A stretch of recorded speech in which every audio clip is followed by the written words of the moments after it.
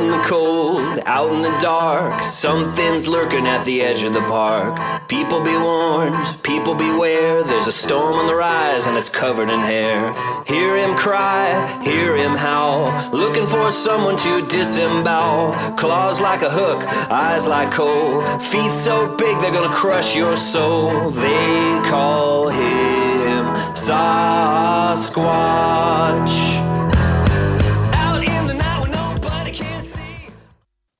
This is Yowie Central. Welcome to the show. You're on 94.9 Main FM and you're with Sarah Bignell. This is the community radio show where we bring you the latest on Yowie research in Australia and we delve into the vast and endlessly fascinating realm of Bigfoot, Sasquatch and cryptozoology from here and around the world. We go into all sorts of weird stuff on Yowie Central, paranormal encounters and UFO sightings too. And don't forget, this is a community radio show, which means you're all part of this Yowie Central and Main FM community. You're all welcome to contact me if you've had a Yowie encounter or you've had freaky experiences in the bush with orbs, min-min lights, UFOs, or anything else kooky and spooky. Get in touch with me via yowiecentral@gmail.com or via the Yowie Central Facebook group if you have a story to share. I am back in the saddle and feeling refreshed after a couple of weeks off doing Sweet FA. It's actually been a really exciting 2 weeks, even though I haven't been doing very much. But for me and the other Australian Yowie research team members, Dean, Buck, Gary and Jacob have been researching a particular area up in Queensland. Lots of hours spent hiking in very inhospitable terrain, dense rainforest, really thick, lush vegetation, and truckloads of leeches and ticks. Just recently, so a couple of weeks ago, on an overnight trip, Buck Buckingham managed to capture on a new thermal camera some of the best, if not the best, in existence footage of two yowies. Yes, actual footage. It's absolutely mind-blowing. I almost fell out of my chair when they sent it to me. It was so exciting, and they sent me a video of the boys reviewing that footage, and the excitement on their faces was priceless.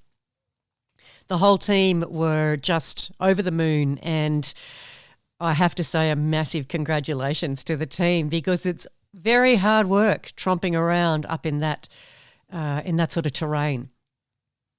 If you want to see that footage, check out the Australian Yowie Research Expedition Files YouTube channel, and I think it's also on the Australian Yowie Research Witness Audio Reports channel as well. I also have already posted it on the Yowie Central Facebook group, so you could find it there as well. It's absolutely mind-blowing. Check it out. This week, we're heading back to the US to finish up my chat with Varleigh, creator of a fantastic sky and nature observation YouTube channel called Lavender Sky Panther. And it's dedicated to the study of anomalies, oddities, and unexplained phenomena in the skies above Miami, Florida. Last time, Varleigh told us about her own Sasquatch encounter, and we got onto the subject of UFOs, and we'd just started talking about solar simulators and why she started looking up, and the very odd things she started noticing in the sky when she did. We're going to pick up where we left off, just as she was telling us about the concept of a solar simulator, meaning that the sun that we see here from Earth isn't the old sun of the past, and there's some kind of screen covering our sun.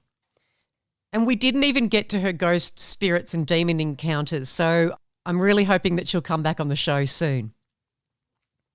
Listeners, here's Varleigh.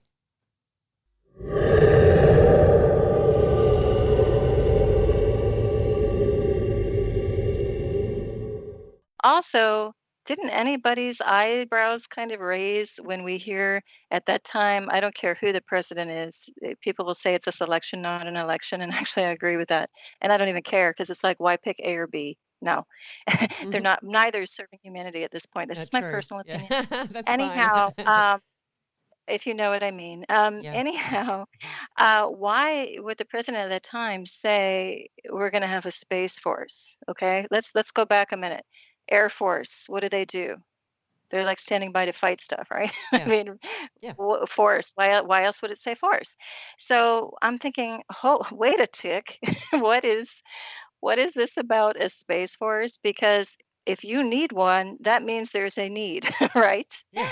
Um, so that means there is battle going on.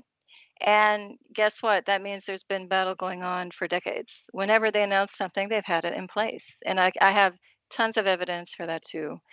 But anyway, that aside too, that just kind of picks up that, okay, if there's nothing going on ET wise, why would we need a space force again? And please don't tell me it's for China or Russia or any silly nonsense as a red herring to take people away from what's really going on. Right.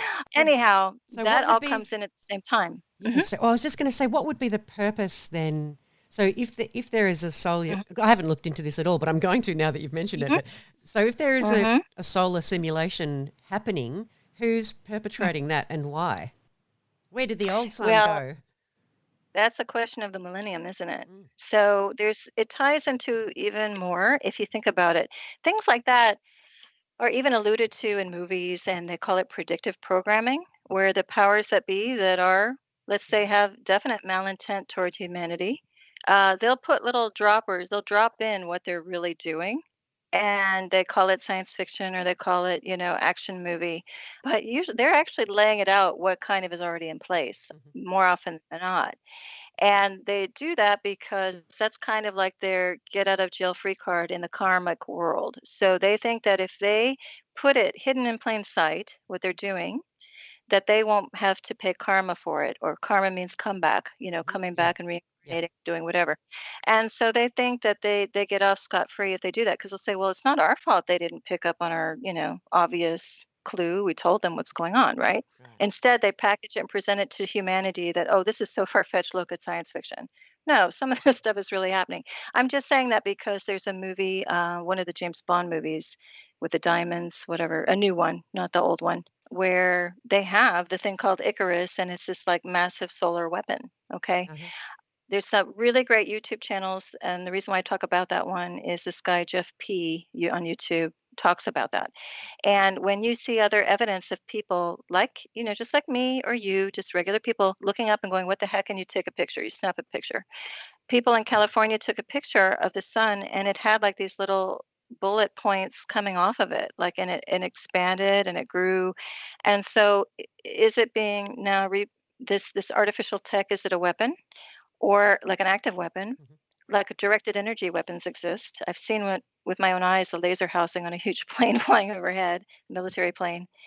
Or, like they say, Lyndon B. Johnson said in a speech to some college graduates once, I'm paraphrasing, but he who can control the weather can rule the world, right? Controls the Mhm. world. Yeah. And so if you imagine having control over the sun, and if you imagine having control over the weather, which they're absolutely controlling, you can control droughts, you can control floods. I hear you guys have had massive flooding. Yeah. The fires are directed energy weapons, those happening in California, starting in Napa Valley, Paradise, California, all of that. I have seen evidence from, I understand fire behaviors. I've had a little bit of education in that. And just, looking at some of those things and combustion properties and the fact that no, I know I'm kind of wandering all over the place, but it's just to point out there's a lot going on that we're not being told. Mm. And it is for purposes of harming humanity, being clandestine about it. In some cases, throwing it in your face, but it's hidden in plain sight, seeing if people buy it. And so anyway, the point is that there is artificial tech and that's in front of that sun. I am absolutely convinced because I've also captured through the course of my 75 shows, actual perfectly round objects, even in front of what's supposed to be the sun. So now we're talking there's a second sun phenomenon as well. people are talking about that as well in other Earth Right. and sky watching shows. And I mean, yeah, I know this kind of is like a snowball that keeps getting bigger and bigger It when I talk. does, yeah. But that's why I'm like, my goodness, I was happy just to talk about 5 topics, which after artificial sun comes red tinged sky. Why? Why does the sun have so much bright reds and other colors flaring up in it? And then I get to the other one about cloak and crafts, and those started to present to me. It's just amazing with 2 words, look up. And I invite everybody to do it. And I say on my show, just even look up 5 minutes a day, Mhm. even 5 minutes. If you just start to really look 360 around you, really study the clouds, study the sun. Can you look at it? Did it get real small, like a pinhole at one moment, and then get real big the next moment? Our regular sun doesn't do that. Right. There's just so many subtleties and so many in your face things happening. And I haven't even talked about the condensation trail versus the chemical trail phenomenon too. Not phenomenon, thing that's happening, that's very much happening, very much observable if just people care to look. But what happens? We're in the rat race, we're on the phone. Now everyone's talking about these divisive political things, these very dubious virus things, just to take all attention away from nature, from what's happening in the sky and all around us. And there are massive clues if you just look. So anyway, I started documenting and I thought, okay, those first 5 topics, that's it. I'm out. I've done my job here. People can look and see, and start to look for themselves. Start to go look 5 minutes a day. If you get a weird, uncanny feeling as you're walking, outside, just if you have a camera phone, it doesn't even have to be good quality. Mine's ancient. I don't have an iPhone. Anyway, I just have a Mhm. basic phone, Android, and it's ancient. And you just get a sense like, just something doesn't feel right over here. Really start to get in tune with yourself and in your environment. And then just take a picture, even if you don't see anything. And you look later and you're like, oh, wait, I see something. Mhm. Because the camera has such a wide, vast range of photosensitivity that our eye cannot pick up on. And then I just run some of the photos I keep original in the show, and sometimes I put a side by side with an enhanced version. And the enhanced is just that I've taken the photo, kept it the same, but just like upped the contrast or the brightness or lowered the contrast or brightness or played with the color saturation a tiny bit. And then bam, you see all this stuff popping up that you didn't see with the naked eye. And it's just mind blowing. I want to say mind expanding Mhm. because you can't just see it with the naked eye, but you sensed something. You, like generic you sense something. And that's everything. You've got to key into the sixth sense as well. And I've heard of some people where these like craft just pop up just for certain people to see, kind of like the Sasquatch. Mhm. Very similar, right? Yeah. They're coming to you with a message. They can stay hidden. There's no reason why, they can choose that will, to stay hidden or bluster, like pound through the forest or whatever. And kind of the same thing with this phenomenon. And why would it be any different, really? Right? Yeah. And so when you're talking about, I talk about there being 3D cloak and craft where you could like see machine parts. That's what started showing up after this process. I thought 5 shows, okay, we're done. No, the more I started, I'm like, oh, might as well carry this on another week. And so Mhm. I started looking in my area, just going about my daily business or, wherever I was going and looking up and say, hey, that cloud is like triangular shaped. That's weird. So I started taking pictures and continuing with some of the enhancement work. And then I started seeing actual machine parts, actual right angles on some of these things kind of poking through the clouds. And I'm like, I'll be darned, what the heck?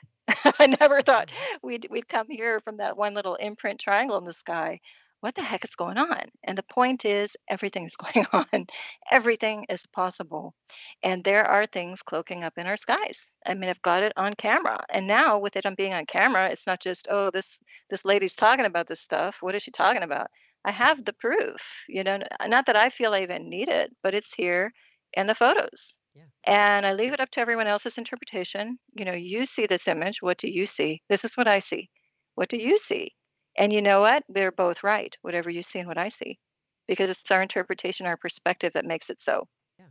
But Well, I'm saying from a perspective of working in the design, engineering, construction field for over 20 years around the world, I know light physics. I know when I see, a structure, and I know when it has intelligent design or not. And so I just call out what I see from that perspective. And then I leave the rest up to, the viewer. You see what you see or feel, what sense you get from the photo. So yeah, just really start to wonder. I mean, I'm fascinated by it. Not that I can actually point to you and explain. I call the cloaking material plasma. I don't have a craft or device to go up and measure it, but I'll tell you, just that's my impression, and that's what I'll call it for now until more can be determined. And so, yeah, but it really, over the time now, I've just been shown some fascinating things, whether vibrant color or something that's in the sky that shouldn't be. And again, lots of triangular shapes. I've even seen hexagonal shapes, pentagonal shapes. And then, we haven't even touched on what's happening with the lightning and the light quality that doesn't seem, let's just say, natural, seems very artificial. The one I watched, which was the covers, which was a snapshot of what you had in each of your shows, you mentioned something about fake storms and lightning that looked like LED lights rather than real lightning. Right. And that I've been seeing a lot. In one instance, this one was so strange. I believe it was in right around the time of the whole 2018 thing. It was one night around midnight, and I heard a little bit of rumbling. And as an aside, we haven't had, let's just say we were known as the lightning capital here in Florida, and where we would have crashing lightning coming down, the type where it's like run for the hills, like get in your car, get in a building, and they would come, the thunderstorms would come consistently billowing up, coming from the Everglades, which is that's kind of like our bush or outback. The Everglades National Park is to the west of Miami. And so it would be like clockwork. A big billowing storm with the big thunderheads and anvil-shaped clouds would come barreling down from the west and move over toward the east. And it was so predictable that in offices that I was working in, you could like set your watch by it, and we'd be on the computer, and it's like, okay, everybody save, save what you have, because there'd be a power outage, something flash because of the lightning nearby. And we haven't had that in so long. So, especially in the last 3 years, I've noticed where's the lightning. Also, by the way, where are the rainbows? We used to have consistent rainbows. Now I can like count them on one hand, how many we've had in the past 3 years. And so there's been a lot of very dramatic changes happening. So then I'm like, yeah, where is this light? Where has the lightning gone? And there is a thing called heat lightning, where it's higher up in the atmosphere, and it's kind of like fissure-like lightning bolts that kind of go off to the side and trail off and flash. That we grew up with here in Miami, but none of that's happening anymore either. And what's happening instead is like an odd cloud formation will show up, and then it'll flash, but no thunder, and it'll be like the entire sky lights up like a white LED. And it even sends the camera, and this is again is documented in tons of Earth and Sky watching channels. Again, just regular people observing in the UK and all over the world. They're showing this too. And the camera goes all buggy. It goes like in a vertical stripe across, and people are saying, "Oh, that's just the digital tech." No, it's not. I mean, it's lighting up. It feels different, just like the sun feels different. It doesn't have that warm healing property. It just feels bright, intense, and glaring. And so there's a change in with the way the lights are flashing in the so-called thunderclouds, and they're not even the same shape as before.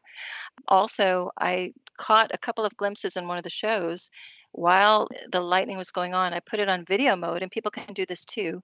Put your, handheld camera, whatever device, on video mode, let it run as you start to see flashes, and then you just, slow it down, put it on pause, and then you can go frame by frame and see what it looks like. That's how I did that one show. I have the cover. Lightning round it's called. I just that was a video, and then I froze it at the moment. It was illuminating. So in there you see no bolts, and in some of the ones when I started doing that, playing around with that, I even noticed perfect like again lamps, and they looked like they were flashing. I caught some evidence of that going on. So again, I'm just saying I probably have more questions than answers on a lot of these shows, but still they're valid questions. And again, having lived on this planet for many decades and being keenly aware of my surroundings, we lived growing up outside. We were outside probably 10 hours or more a day, And so I was always very aware of my environment. And before I used to look at clouds and go, oh, they're just puffy white clouds moving along. That looks like a dolphin, or that looks like a Dalmatian, or that's a castle. Now it's like, what the heck is that? It's a triangle. So I know not once growing up in this planet did I say, oh, look at that equilateral triangle. Oh, hey, it's a hexagon. Never. I don't know anyone else that has. Please, somebody let me know if you have seen that when you're like 40 years ago. Anyway. So just everything opened up, and there's so much more. There's like the rim watching, where I started to see actual craft on the rims or silhouettes of clouds, like perched there. And if you observe long enough, you kind of see them take off. And again, you got to snap a lot of pictures, because sometimes you can only get it when you do a little bit of the contrast on the photo, again, because of the wonderful photo sensitivity range of the camera. But anyway, yeah, there are just so many things going on. And so I, again, never thought we could go from 5 shows to 75 and counting. And there's always something new and surprising each time. So it's been a rewarding experience, all starting with 2 little words: look up. Oh, how wonderful! I totally get when I first started Yowie Central, I wasn't sure if I would have enough material for even a few shows, and now I'm up to 65 was this week. So Oh, that's extra. That's yeah, full. and I don't seem to be running out of material either. Which is No, fantastic. I don't think you ever will. No, And especially because more and more people are so-called waking up. Yeah. And the more that happens, the more everybody opens up to the what ifs. And what if everything that I've learned is a lie or has been a deception? What does that mean? Where does that put me now? What is my reference? And to me, the first go-to step was to reach out to people who understand a more expansive view, which happen to be these intuitives or these psychics who totally do. They get it. I might have And so it's to. just I might have very, to reach out to Sol Redder and do a yes. session And with her. she She has, sounds amazing. and I don't think she minds my saying that she has interesting, experiences with Yowie, so she might be open to also talking about Oh, that. coming on the show, that'd be So fantastic too. I didn't actually mention that to her. I just said, "Hey, do you mind if I mention your name?" And she said, "Oh, thanks. Okay." And I have to ask her, "Hey, I think you'd be a great candidate. I nominate you to go on the show." Well, if you could, that So would be amazing. But yeah, I tag your it. Yeah. well, and look, we've only covered a smidge of all the material Yeah. that that you have. You're such an incredibly We've knowledgeable. covered number 2 on my list of 92. So clearly, you're going to have to come back. Come back Thanks. again in a few weeks, and we'll have another chat. And we might have to do that regularly to get through your list. Sure, I'd love to. Because we still haven't spoken about the hollow earth theory. We haven't spoken about No. the poltergeist activity or the demon or the ghosts or And those are the really juicy, those are really good, because those were, like I like to say, unbelievable yet believable. It's just amazing what turned up once you. I like to say there's a great line I heard somewhere that a miracle can be defined as a change in perspective or perception, and that's so true. Like if I'm thinking, oh, there are no, Sasquatch, whatever. You keep saying that to yourself, you're probably not going to see one unless, your whole world needs to be turned upside down for a good reason, and then one will show yeah, up. yeah, But otherwise, if that's your go-to, then okay, you're not going to see the miraculous. But if you stop for a minute and change your perspective and go, don't really believe in them, but hey, what if? I'll keep an open mind. Maybe they're there, right? yeah. Then your whole world enters into the domain of the magical, and then you will have miracles. Just like I gave that being a chance. I wasn't going to, and then I'm like, yeah, I'll reach out to this nice being that showed up in the reading. And then look, I know that was the reason why you somehow deep in the subconscious bothered to contact me back Yeah, well, to yeah, come on the show, because it happened right after I said, yeah, I'll open up that much and give it a shot, try to that's communicate. wonderful. Yeah, That's so wonderful. And beautiful. I saw because you write beautifully, and you wrote some really Oh, thank you. lovely, in-depth, detail-oriented messages on as Have your coffee ready. as Stay awake. as responses for some of the AYR YouTube videos, some of the interviews that I Yes. did, and I was really impressed by how knowledgeable you were and how well you wrote about things and the ideas that you were suggesting. So that was why I reached out to you, because I thought, this woman sounds absolutely fascinating. I really need to talk to her. And we can go in so much more depth to the Sasquatch from the perspectives gained from some other people and some of the interdimensional and dimensional experiences that might be good to circle back into once we get into some of the paranormal experiences I had, or the supernatural, I like to call it. That relates and ties in as well. Yeah, well, look, let's leave it there for today, Mm-hmm. but we'll definitely we'll catch up in the next few weeks or something, and I'll set up another time, because I'd love to talk to you again. I feel like I appreciate I feel like you've only given me a tiny little portion, and I want to know more. And see, and when I talk with other people, and actually I had put it out there, gosh, I just want to talk to like-minded people, and then bam, you show up. And I'm like, okay, this is great, because it is fun. I mean, it's It is just fun. fun to know we're not just these limited beings walking around paying bills, or trying to do everything we can to. I mean, it's just so much more than that. And yeah, so yeah, no, I would love to, and I could definitely talk with you. I know, for like 5 hours straight. I Easy, would do it. easy. Yeah, And I don't might worry have about to the open time a bottle of difference. I'm wine up or late. I'm something. like 24 hours. Mhm. I would Lovely. love to know that my awakening and cracking open wasn't for naught, because I've gained so much insights and knowledge through actually, talking with some fascinating people. Some of these spiritual guides, it just takes your breath away how much they connect. And then what that brings out in you when they're doing a reading with you. Again, if you tap into the right ones. That's right. So.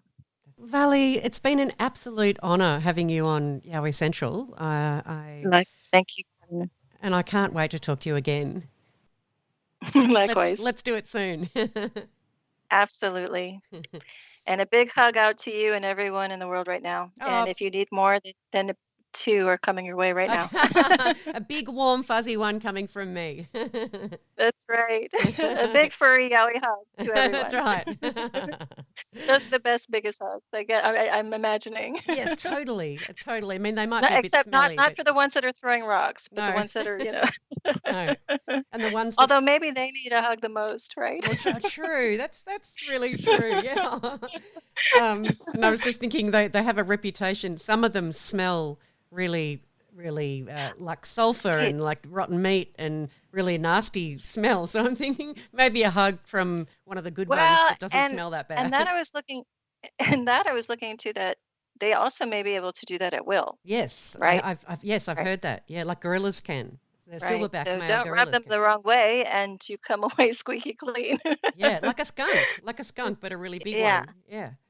Ooh. Yeah. But I haven't had the pleasure, and I don't really think I want that. No. To smell skunk or something rancid. Oh, no, Yeah. thanks.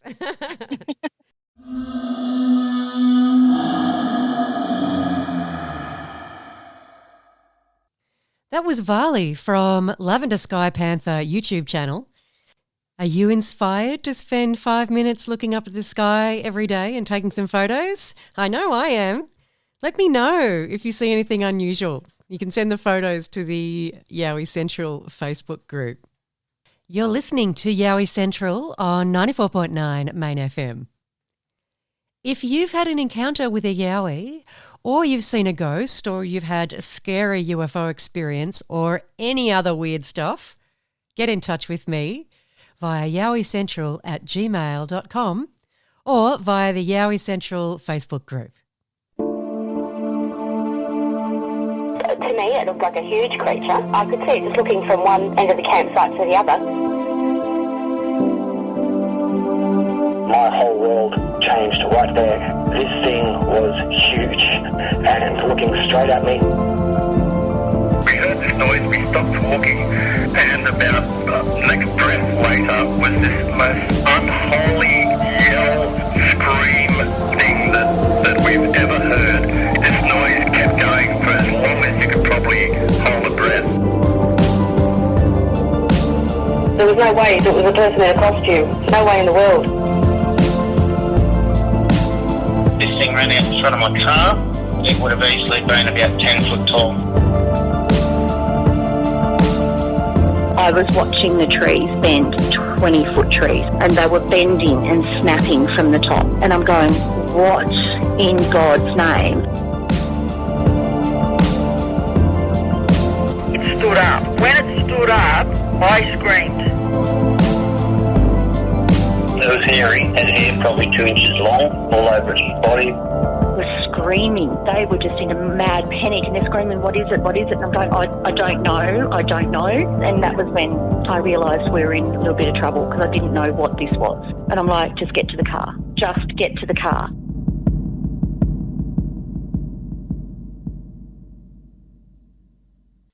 That was the excellent mashup my friend, Yowie enthusiast and musician Rowan Blackmore created for us.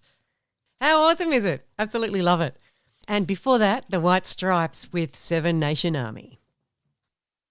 Next up, I'm going to play you an interview I did for Australian Yowie Research with a witness who encountered a Yowie in Lamington National Park.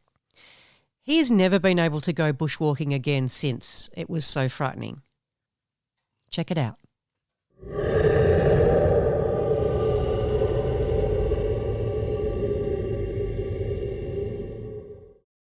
I'm ex-army, done a lot of bush, a lot on my own, and so I'm the sort of person who'll go up a river, follow the creek and off the beaten track on my own. I don't really have any fear of snakes or anything, so I am very careful when I go bushwalking. But now I don't really want to go bushwalking anymore. It was down closer to O'Reilly's. I don't know if you know O'Reilly's, which has been there a long time. I was really just looking for a fire track, which I did find. I found a nice little fire break track off the road, so it's like a major road, then it goes like into one of those sort of secondary roads that only the locals use. So I went for my little walk, very happy, nice, beautiful day, sunny day. I'll stop and look at anything that takes my interest, so birds, plants, animals. If I hear any noises in the bush, I'll usually just freeze and sort of hoping that it's something, like an echidna or something, which are pretty rare to see, and just see what's around. So on one side was a little bit of scrub. On the other side was the really thick stuff, the really full-on stuff, which I would only have gone in if I probably was confident I knew I could get back out, because that stuff's really dangerous. So I was very happy, got to the end of the fire break, and I was really quite oblivious to my surroundings in the sense of not feeling anything unusual till I got to the bottom. When I got down to the bottom of the fire track, I could smell a really funny smell, which I've not particularly smelled, but it smelled like this is going to sound really weird. It smelled like human feces, human shit, but a really strong, funny smell. The closest thing I can describe it to is a sulfury feces smell. And that's the first thing that caught my attention when I walked down, but I just ignored it. I just ignored it because I thought, I've got a very good sense of smell. I've never smelled that smell before ever in the bush. Then I got a very funny feeling. It's that feeling where like everyone talks about it. It's like something was watching you. So I felt like I was being watched. I'm getting this weird feeling. Now, this next bit's going to sound very strange, and I've only experienced this probably twice in my life. The bush went quiet. Everything went quiet. But everything just went very quiet, unusually quiet for the Australian bush because it can get very noisy. And it was unusually quiet, and I went, that's a bit odd. It's suddenly gone quiet. And I had that funny feeling which I shook off and just ignored it. Just sort of thought, that's a bit odd. Then when I got to the bottom, I started getting a funny feeling in my stomach. It felt like the wind was, I don't know, it's really hard to describe. I can't describe the next bit because it sounds a bit strange, a bit odd. It felt like the wind was a little bit whispery. I don't know if that makes any sense. And then I heard a noise to the right of me. I've been in the bush a lot and I know the sound, and this is the arguments I keep having with people because everyone says, it's just a big kangaroo. I was like, no, you idiot. A kangaroo has a very distinctive hop. They hop. The fact that they hop is really obvious. This wasn't hopping.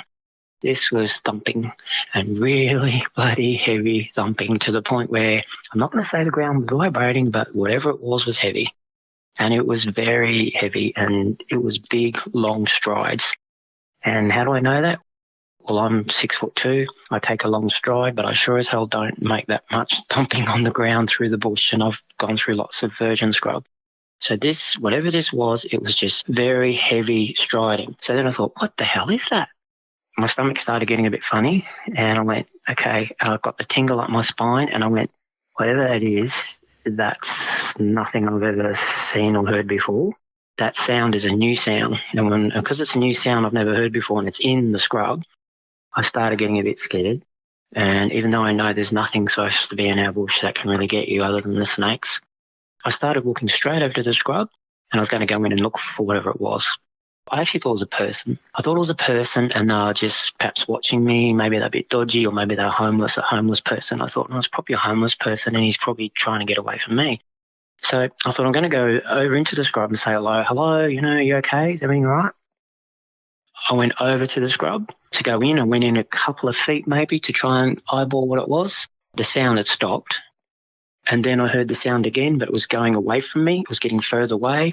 And then I just seen basically a huge, I'm going to call it giant hairy creature, hairy man, very big and just brown and hairy. So this thing basically just walked away. It's literally gone behind trees and scrub and just kept thumping away. I then just froze. I froze and just went, I don't believe what I just seen. I'm seeing things. I didn't believe what I seen. I just went, whatever I'm looking at can kill me. I know that thing can kill me at the drop of a hat. I'm out of here. So I knew not to run. I just went, okay, just get out of here, go back to the fire track and just get out, just go. And so it was going one way, very slowly, didn't sound in a hurry. It just sounded, I think it was watching me the whole time and I did not. And it just was slowly walking away. I know what I seen. And then I'm like, okay, the tingle come up the back of my spine, which I've only had a few times in my life where you just know you can die. Right now, I know I can die. And the way I describe it to people is imagine if you're in the bush and you've seen a tiger and you know that tiger can kill you at any minute. You can't do anything about it. You can't do squat. If he wants to kill you, he can kill you. I was out of there. I just literally, if I could have ran, I would have bolted so fast up that track you wouldn't have seen me for dead.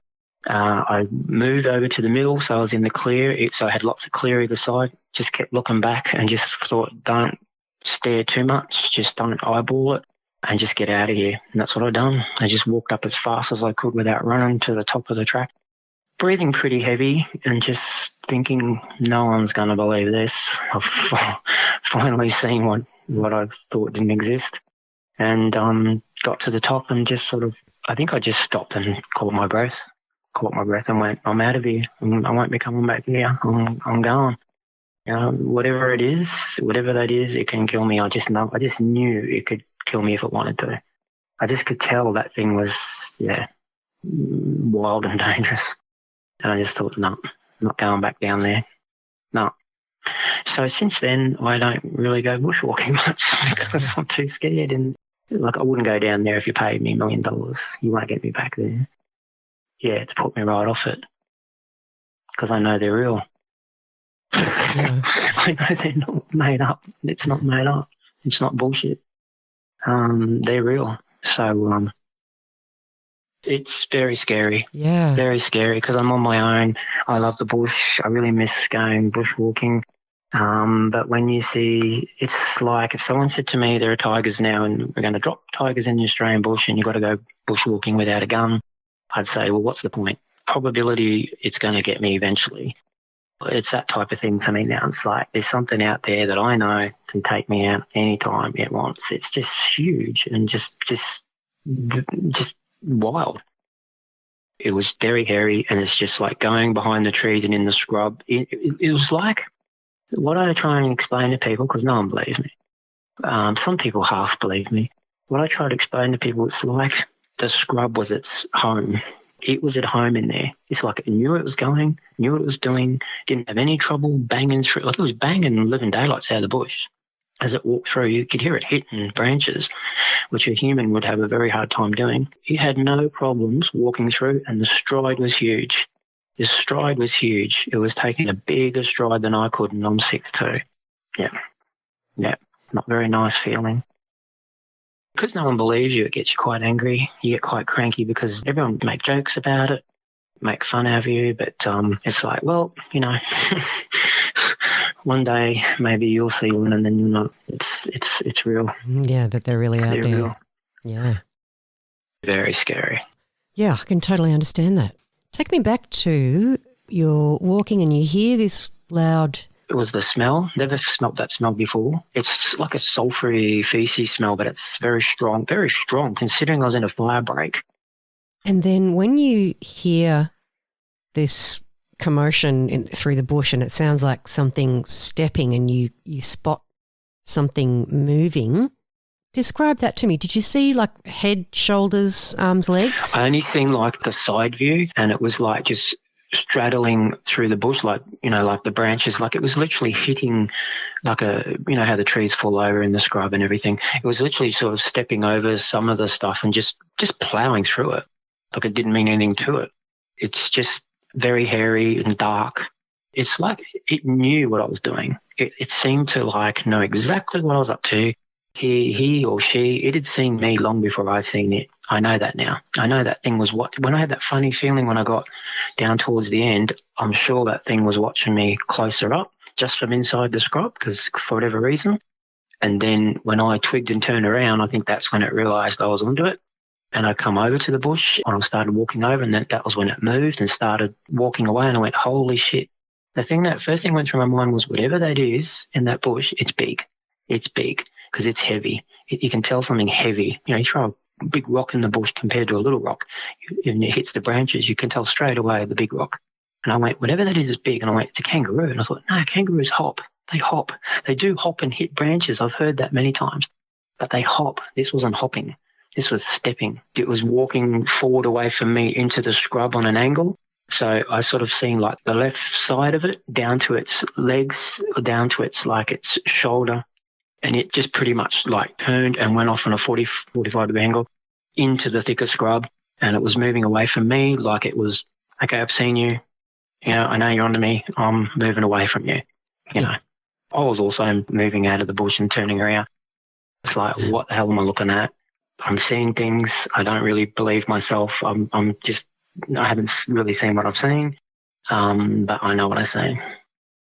What time of day was it? I think you put in your submission that it would have been between 2 and 4 o'clock. What colour was the thing you saw? Darkish brown, like a mid to dark brown, but it was hard to say because it was dark in there. Like I said, like if I had chased after it, I'm sure I would have got a better view, but I'm not sure I'd be here. You might not have returned to tell about it. No, its body posture and just its way it moved. I don't know if you've ever been to the zoo, but I've been to the Melbourne Zoo and seen the gorillas. And if you watch the big silverbacks or any dominant male, because that's why I think it was a male, their body posture will always say, I'm not scared of you, I'm the boss, and I'm confident. And that's what I kept getting from this. The way it walked, the way it just was moving was like, I own this place. And when something's giving you that body posture back, like you look at a silverback and you look at an orangutan, which one do you want to go into the zoo with? Well, orangutan, because you're probably not going to hurt you. Or a silverback's saying, just looking at it, it's saying, I'll rip your head off if you give me the shit. So, it's that type of body posture, and just everything about it was giving off a vibe of like, yep, I've seen you, and, I'm finished looking at you, and, you're not a threat, and whatever curiosity it was. And it was just moving off back into the darker, thicker scrub, which I'm assuming it knew where it was going. It had to know where it was going. You'd have to know what you're doing to go in that stuff, because you get lost real quick as a human. How tall was it, do you think? It was way taller than me, at least a couple of feet taller than me, or at least, well, I'm 6'2", so if you consider I'm standing in the edge of the scrub on the flat, it's in on the scrub, I'd say it was definitely minimum of 7 feet. It's way taller than me. It's way bigger and taller than me. Did you see any hair? I seen the hair on it. Like I said, I didn't hang around. It's a feeling of like, you're about to die or you could die, and you become flight or fight, and there was no way I was hanging around to fight that thing. You mentioned that it was sort of kind of hunched over a bit. It knew what it was doing, obviously keeping an eye on me, I think, and just not parting the waves. It just knew how to walk through the bush. This thing has been doing this, you could tell, for a long time. It just knew how to walk through scrub.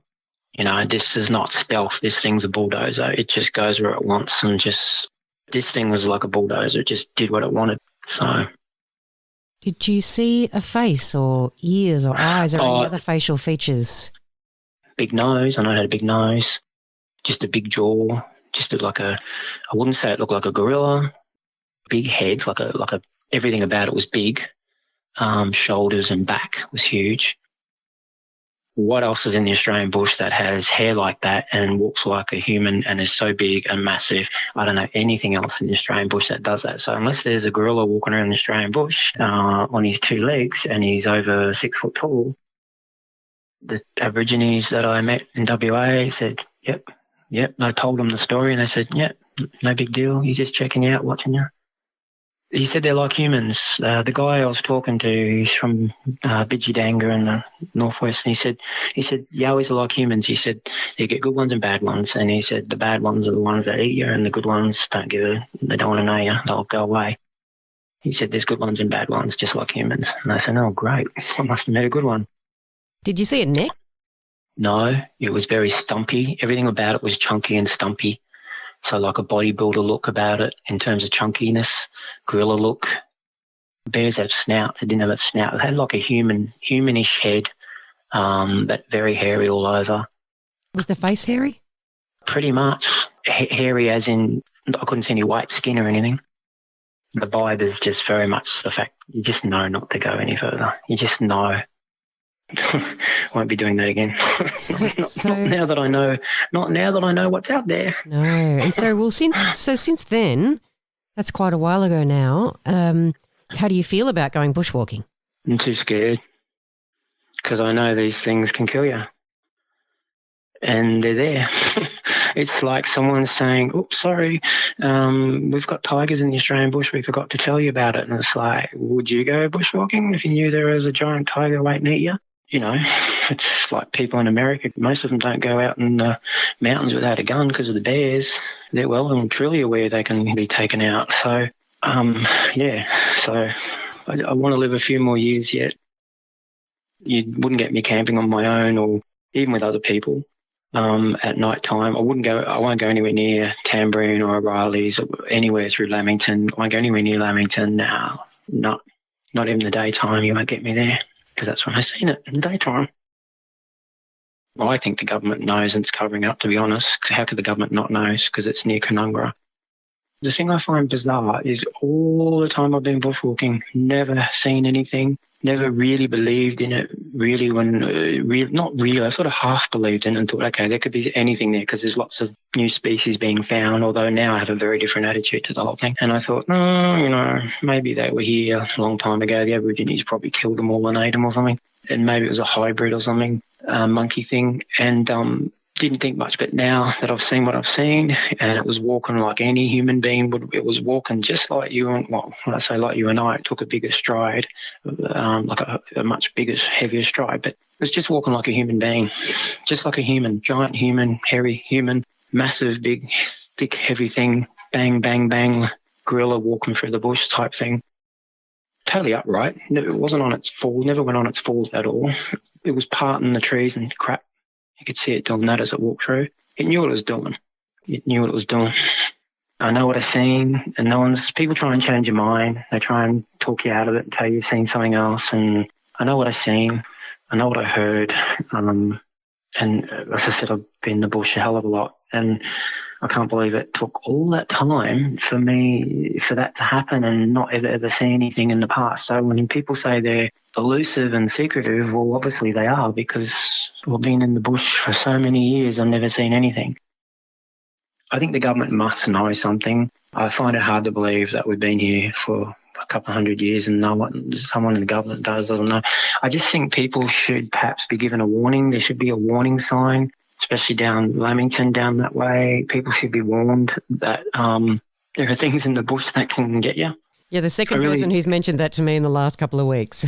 Someone suggested that we needed signs throughout the Pilliga. I think there should be signs saying, either don't camp here at night or camp at your own risk, or I think it's not right. The government just lets people go off and do that stuff. Because if I get bitten by a snake, it's like, okay, it's my own fault. I take the risk. But, no one ever told me there was these giant things walking around that can kill you. So. Well, there are lots of missing people, aren't there, that go missing in national parks and... It's really funny because since this has happened to me, whenever I hear about people going missing near the bush, I get a bit of a funny feeling. I get a bit nervy and a bit like, I wonder if that was a Yowie. I interview so many people now who have terrifying experiences. I used to really want to see one, and I've actually I actually don't anymore. I'm too frightened, to be honest. I wouldn't be in a hurry to want to see one now because once you're face to face, I wasn't face to face, but I was close enough to know that I could die that day, and I couldn't do anything about it. I could have died that day. It could have taken me into the bush and eaten me, done whatever it wanted to, and I doubt whether anyone would have found me. So it's a pretty unnerving feeling to know that I get very frustrated because I love bushwalking, but it's just too scary now. I'm just too scared.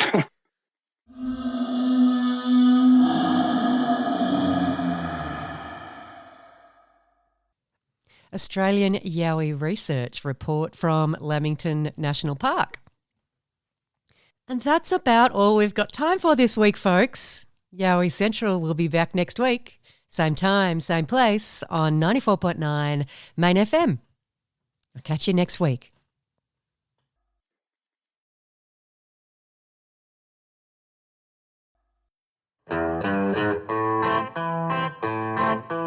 Out in the cold, out in the dark, something's lurking at the edge of the park. People be warned, people beware, there's a storm on the rise and it's covered in hair.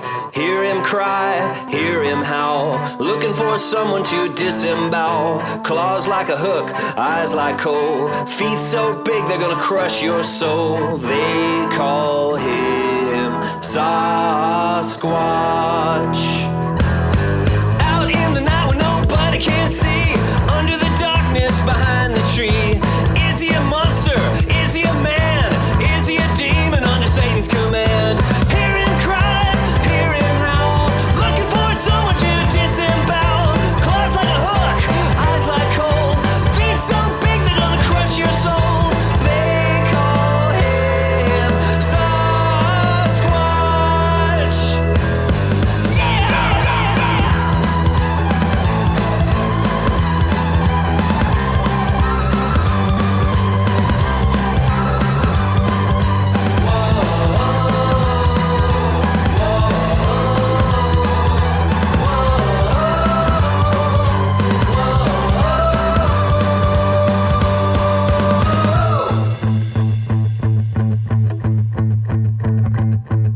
You might be rich, you pretty young thing, better hide the glint of your diamond ring. Your fancy jacket won't be worth a dime when you're sucking the blood right out of your spine.